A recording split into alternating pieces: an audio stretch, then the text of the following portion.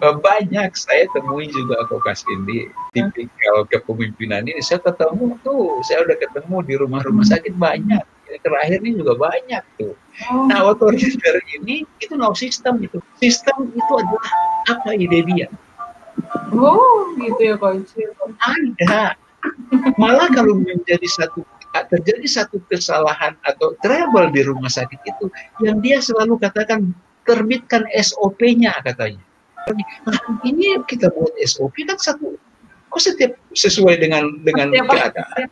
Iya. Kan nggak bisa kan ya. SOP itu dibuat sesuai dengan standar ya operasional prosedur. Nah, kalau di rumah sakit itu kan aturannya ada. Di rumah sakit itu banyak Permenkes yang mengatur itu, kasih. Ada komisi akreditasi rumah sakit. Nah, kan kita berdasarkan itu. Nah, bagi pemimpin-pemimpin yang otoriter itu, ya tidak punya sistem, no sistem di sana.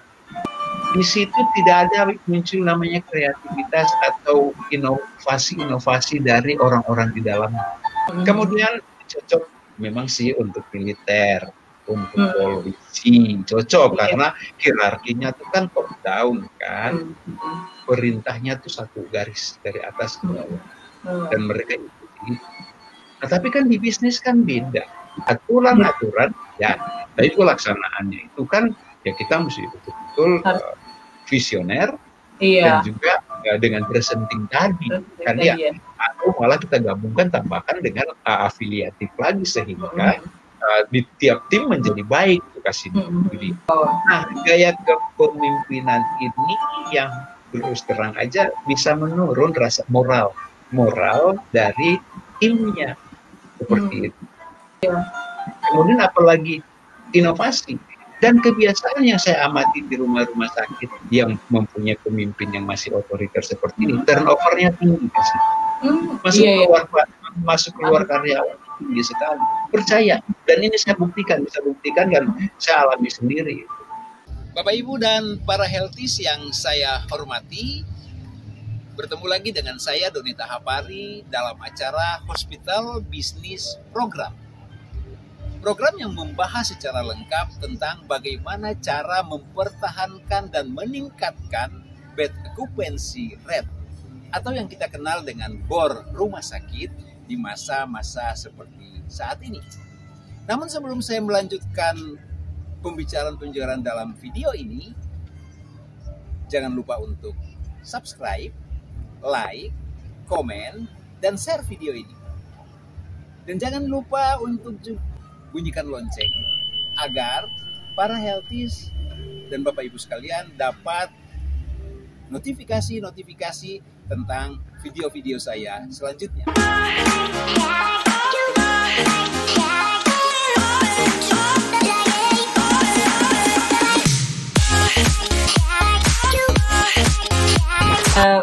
Untuk pemimpin itu sendiri berarti harus bisa sebagai decision maker atau pengambil keputusan ya Coach ya? Rasanya bukan cuma decision maker aja. Pemimpin itu menurut saya ada 8. Perannya ya, kan, atau role of leadership itu ya. Itu ya. Jadi mempunyai 8 peran. 1, Kakak sudah sebut 1 tadi ya, sebagai pengambil keputusan ya. Wajib.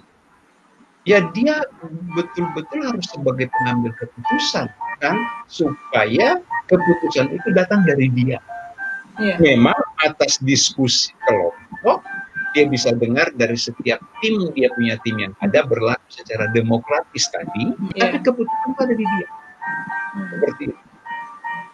Kemudian yang kedua, pemimpin itu juga sebagai komunikator. Nah, dia mesti betul-betul sebagai seorang komunikator yang dia bisa mengkomunikasikan apa keinginan yang dibuat atau diinginkan oleh manajemen rumah sakit itu sendiri, sehingga dia bisa mengeksekusi. Ya kan, sebagai seorang eksekutor juga kan, kita udah eksekutor, kemudian dia sebagai komunikator dan juga dia sebagai team building di situ. Dia mampu menciptakan timnya untuk menjadi yang lebih baik atau yang sesuai dengan ekspektasi yang harapkan. Yang misalnya kita kasih contoh, karena sesuai dengan keadaan pandemi sekarang ini, kita butuh percepatan untuk mendatangkan revenue.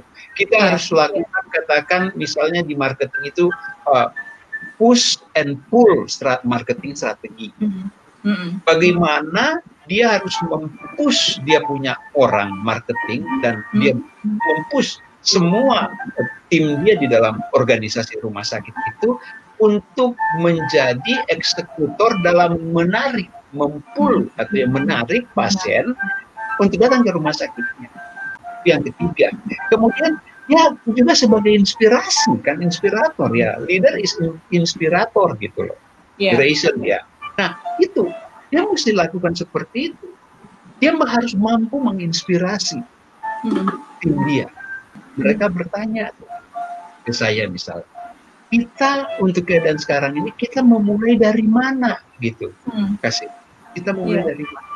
Saya bilang internal harus kalian kita betuli dari awal, karena begitu internal baik, internal menjadi new mindset new era sekarang ini, lalu kita punya sistem yang baik, lalu kita punya program yang baik, lalu kita eksekusi sistem dan program itu, lalu kita membuat sebagai inspirator untuk membuat eksekusi yang baik terhadap program yang kita lakukan itu, revenue pasti datang tuh otomatis itu. Ya kan? Gimana kalau kita sendiri secara mindset kita masih mindset lama, tidak sesuai dengan mindset in new era kan ya? Itu tidak bisa kasih. Kemudian leadership atau leader itu is problem solver kasih. Dia harus cepat-cepat menjadi mengambil keputusan kan. Problem solver yang tadi kita sudah cerita. Kemudian leadership is negosiator juga kasih.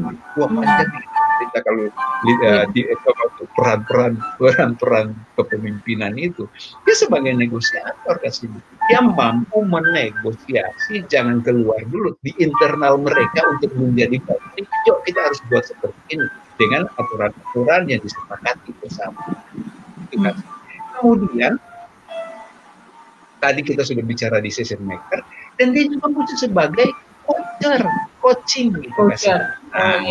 Jadi kan kita ada bicara dengan coaching ya, leadership peran atau tipe leadership sebagai coacher kan ya.